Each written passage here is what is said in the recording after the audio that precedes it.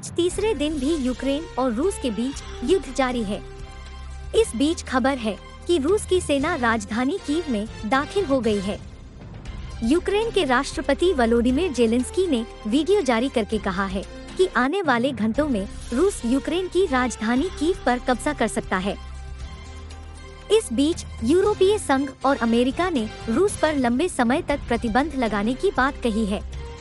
Luxembourg के विदेश मंत्री जीन एसेलबोर्न ने ये दावा किया है कि रूसी राष्ट्रपति व्लादिमीर पुतिन और विदेश मंत्री सर्गेई लावरोव की संपत्तियां जल्द जब्त हो सकती हैं।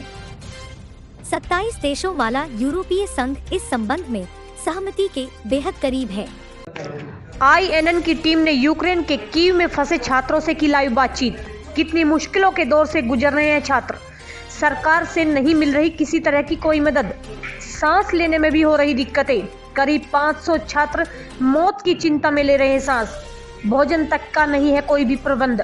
परिजनों की सरकार से अपील, कीव से निकालकर सुरक्षित स्थानों पर पहुंचाने में सरकार करे मदद। एक सेकंड नो आप एम्बेसडर को भेजो। आप अगर एम्बेसडर सर को बुलाओ, हमारी जान तो वैसे भी जा रही ना सर। हमें रिटर्न में चाहिए कि आप रिस्पांसिबिलिटी लेते हो नहीं लेते हो।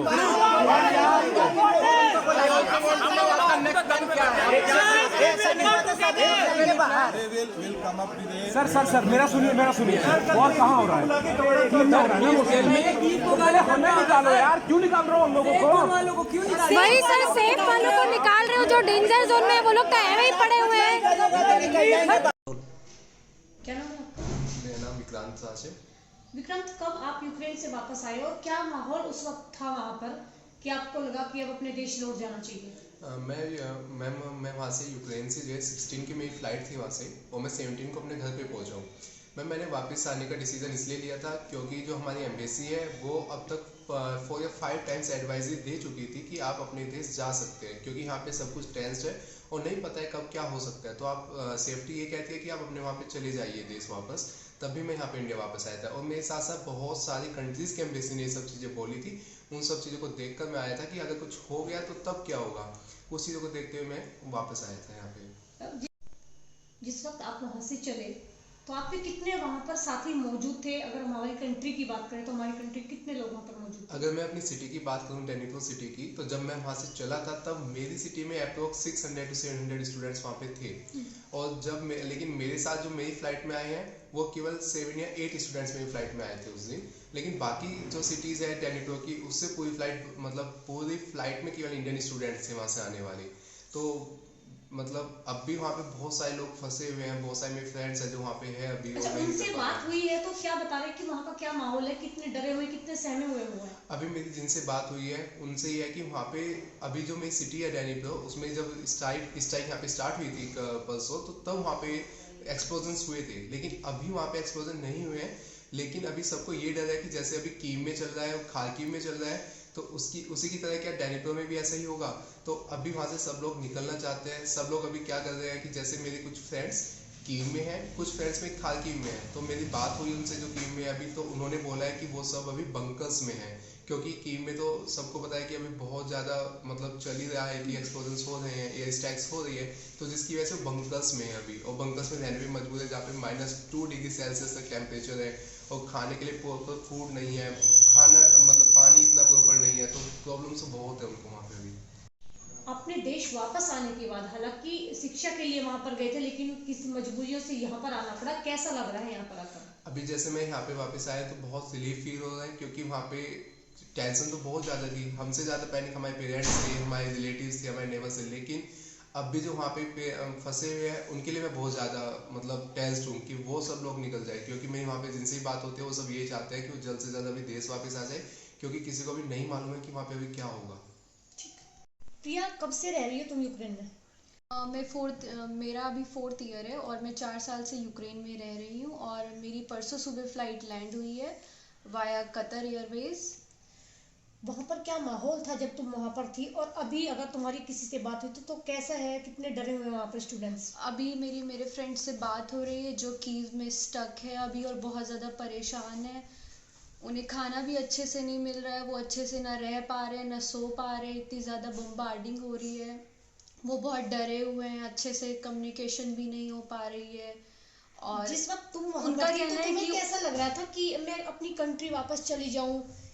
कितना तुम्हारे अंदर डर था? हाँ, कंट्री जाने का तो मन था, लेकिन फ़्लाइट की अवेलेबिलिटी नहीं थी, अच्छे से सीट्स नहीं अवेलेबल थी और प्राइजेस बहुत ज़्यादा हाइक थे। कुछ गवर्नमेंट की तरफ से अच्छे से इंस्ट्रक्शन प्रोवाइडेड नहीं थी, एम्बेसी ने कुछ अच्छे से एडवाइजरी नहीं दी, कुछ क्लियर नहीं किया, तो कुछ भी ऐसे क्लियर नहीं था। फिर वापस अपनी कंट्री आ गए हो ऐसे माहौल में जब बहुत लोग डरे हुए हैं, बहुत ज़्यादा तो कैसा अभी लग मैं रहा तो है? बहुत रिलैक्स हूँ, लेकिन फ्रेंड्स सब, क्लासमेट सब वहीं अभी स्टक है, तो उस वजह से बहुत मेंटली परेशानी है, क्योंकि वो सब बहुत ज़्यादा परेशान हैं। उनके पेरेंट्स भी बहुत पैनिक कर रहे हैं, तो बस उन्हीं के लिए बहुत टेंशन है। और यही है कि वो सब जल्दी से जल्दी अपने घर वापस आए, अपनी फैमिली के साथ रहे, यही बस। शर्मा जी, इनसे बात करो, इनसे बात करो। कैसे रखा गया आपको, ये बताओ। जी हम पहले अपार्टमेंट में थे, लेकिन फिर हम हॉस्टल में आ गए, क्योंकि यहाँ और भी बहुत सारे इंडियन स्टूडेंट्स हैं और हमें लगा कि यहाँ ज़्यादा सेफ है, और क्योंकि हम एक साथ रहेंगे तो एम्बेसी हमें जल्दी मदद देगी। और यहाँ पे सारा सामान अपने अपार्टमेंट से लाए हैं, लेकिन अभी तक हमने बहुत हेल्पलाइन नंबर्स में कॉल किया, तो उन्होंने यही बोला कि आप जहाँ हैं वहीं पे रहें। फिर उन्होंने फ्लाइट्स वगैरह भी निकाली हैं, लेकिन ऐसा का उनसे भी कोई मदद नहीं मिल रही, बिकॉज हम जहाँ हैं वो बहुत ही सेंसिटिव एरिया है, यहाँ हम बाहर भी नहीं निकल सकते। ये बताओ, खाने पीने की व्यवस्था वहाँ पर समुचित है? जी नहीं, बिल्कुल नहीं। जो भी है वो हम खुद ही अरेंज कर रहे हैं। वो आसपास जो भी दुकानें हैं, सुपर मार्केट है, वहाँ से हम सामान ला रहे हैं, बल्क में खूब सारा ला रहे हैं, वही हमारा चल रहा है। और लेकिन अभी धीरे धीरे वो भी खत्म हो रहा है, और मार्केट्स कभी खुल रहे हैं, कभी बंद हो रहे हैं, कभी स्ट्राइक्स हो रही हैं, एक्सप्लोजन हो रहे हैं, धमाके हो रहे हैं, और हम धुआं सा देख सकते हैं यहाँ से, अपने अपार्टमेंट से, अपने हॉस्टल से।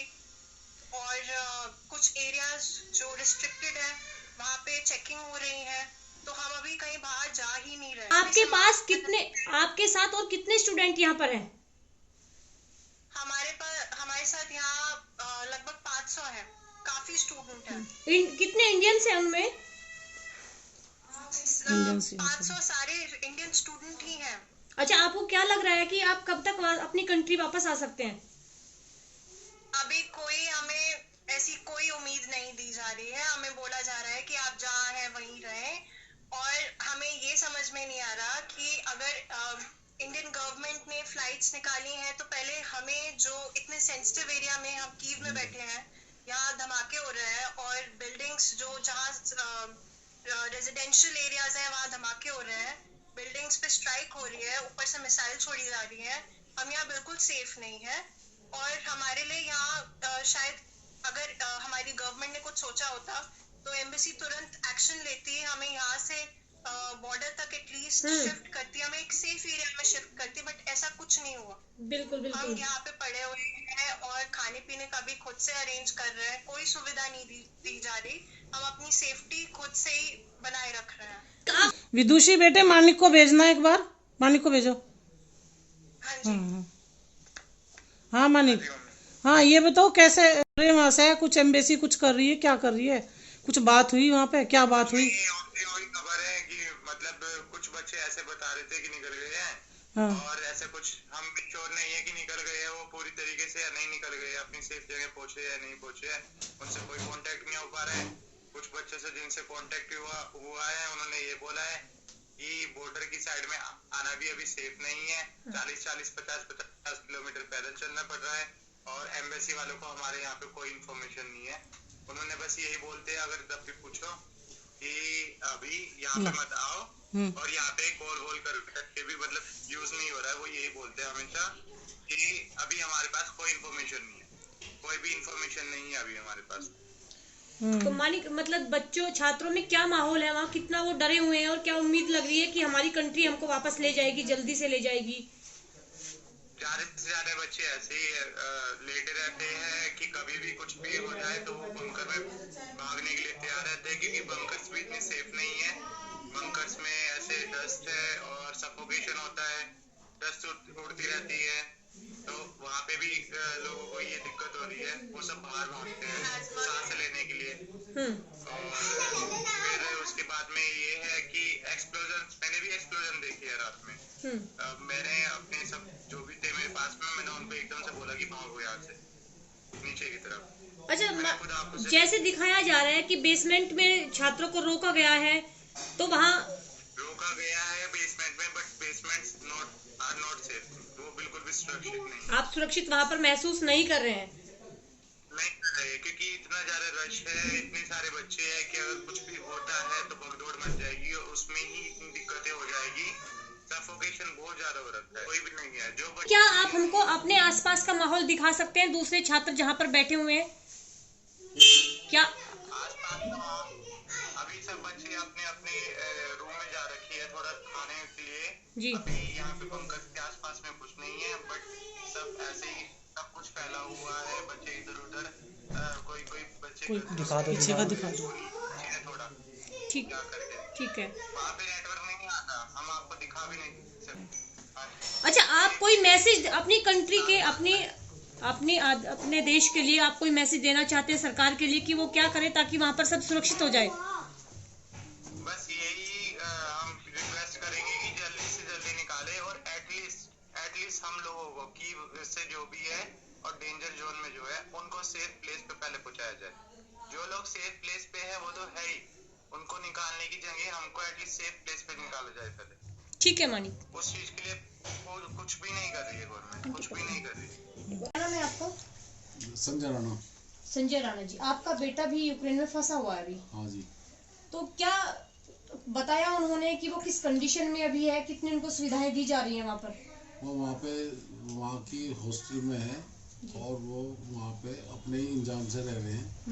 खाने पीने की कोई व्यवस्था नहीं और वहाँ से वो निकलने की भी कोई व्यवस्था नहीं है। वहाँ पे बमबारी चल रही है। जो प्रबंध है वो रोमानिया से है, लेकिन वहाँ तक उनके पहुँचने का कोई साधन नहीं है। चैनल को अभी सब्सक्राइब करें और बेल आइकन पर हिट करना ना भूलें। अगर आपको हमारी वीडियो पसंद आई हो तो वीडियो को लाइक करें, शेयर करें और अगर आप नए हैं तो चैनल को सब्सक्राइब करना बिल्कुल ना भूलें।